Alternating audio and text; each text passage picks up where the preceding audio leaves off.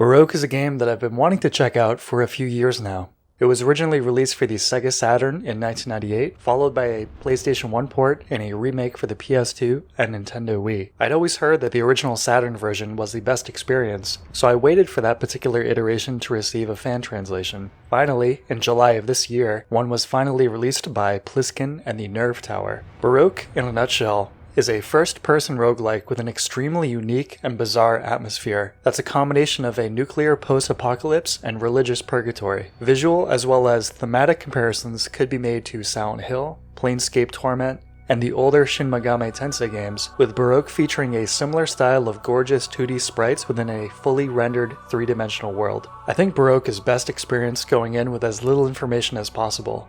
Therefore, I'm going to keep this video as spoiler-free as possible, but if you're just looking for a recommendation, in addition to that brief summary I just gave, then yes, I would definitely recommend checking this game out. The core gameplay loop involves exploring the randomized floors of the Nerve Tower with the intention of finding God at the bottom of it. All floors, enemies, and items within the tower are randomized. Certain story events will always be present on certain floors, but their exact locations are randomized too, as are the jump scares, which are present and effective enough to have made me jump nearly every time they happened. The strong art direction shines in both the atmospheric environments with a surprising amount of texture detail and lighting dynamics, all the way to the inventive enemy designs, the likes of which are effectively and simultaneously symbolic, creepy, and beautiful. This is a classic example of art direction shining through dated graphic technologies, and even then, the game was a technological showcase for a 3D game on the Sega Saturn in 1998, a system which sometimes struggled to produce high-quality 3D graphics on par with the PlayStation 1 or Nintendo 64. A similar attention to detail is apparent in the audio department. From the well-done spooky ambiance of each area, to the bizarre sounds of the enemies and NPCs to things in the environment. Some of the ambient audio is generated in real time. The music was composed by Masaharu Iwata, who is best known for his collaborations with Hitoshi Sakamoto on games like Final Fantasy Tactics and Ogre Battle. The music here could be broadly described as dark ambient and sometimes industrial, with the occasional brush with more conventionally melodic tracks used in important moments. So all the aesthetic elements are great, but how does it actually play? Well, surprisingly good, actually. The downfall of weird arty games like this, then, and still now, is that they sometimes don't feel like they've put quite as much effort into the actual gameplay as they have the aesthetics. But fortunately, Baroque does not have that problem. Baroque also succeeds in that it's a consistently surprising and engaging roguelike, with tons of variables at play in the weapons, armor, items, enemies, and stages. Again, I am being intentionally vague here as there are some very cool things that are best experienced firsthand. The roguelike aspect of the game captures the fun parts of that genre, and the having to begin a new aspect, after death or certain other conditions, remains fun thanks to the consistently dynamic item game. There's also a map that generates as you explore each floor, which is always just a button toggle away, making exploration a breeze. Resurrection after death and having to begin anew is also accounted for in the story and setting of the game, which is always appreciated. The tank controls are easily adaptable thanks to the first-person perspective, and verticality never being a factor in the encounter or level design. The Saturn version of the game supports the 3D pad produced slightly after the release of the system for smoother movement, but lacking one of those, I was unable to test it out. If you're emulating the game, it can of course be easily remapped to a more modern setup. As stated in the beginning of this video, Baroque was ported to the PS1 about a year after the release of the Saturn original.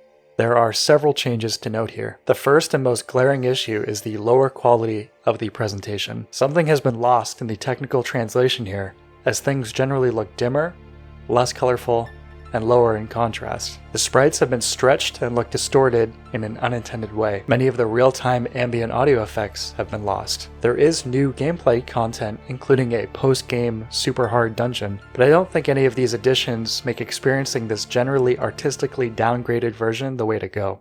It unfortunately gets worse with the next release of the game. In 2007, a remake of Baroque was released for the PS2 and Wii shortly after. The footage speaks for itself. The general aesthetic of the game has shifted in a pretty extreme way, and not for the better. Although the environments are mostly similar, they suffer from the same bland, washed-out look as the PS1 version. The character designs remind me of the transition the Castlevania promotional art made in the Nintendo 3DS era. The music is dramatically different as well, mostly grounded in 4/4 beats instead of the creepy ambiance that the original game had. The voice acting is as goofy as one would expect looking at this footage. Horns?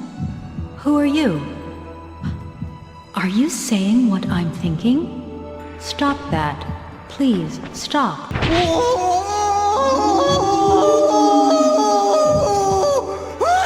God damn it! And finally, the game is played now from a third-person perspective in this version, which isn't inherently bad, but it does somewhat spoil the immersion factor of exploring these creepy places, in addition to featuring generally poor animations for the main character. This version is the worst way to play Baroque, and unfortunately it is the only version currently officially released in Western territories. The original Saturn version of Baroque was later ported to the Nintendo Switch in 2020, but this remains a Japanese exclusive. It does appear to be a faithful port. I played Baroque on real hardware, on a real Saturn, but the most accessible option for most people will be emulating it. I tested it out on the Saturn emulator SSF, and it seems to run fine. I can't directly link you to the game, of course, but there is a certain website with a pre-patched ISO available. It would also be remiss of me to fail to mention the Nerve Tower, a perfectly appropriately strange and wonderful website dedicated to the game and its many, many secrets. Even if you don't plan on actually playing the game, spending an hour or two on this page can be a very interesting experience with some real rabbit holes of information.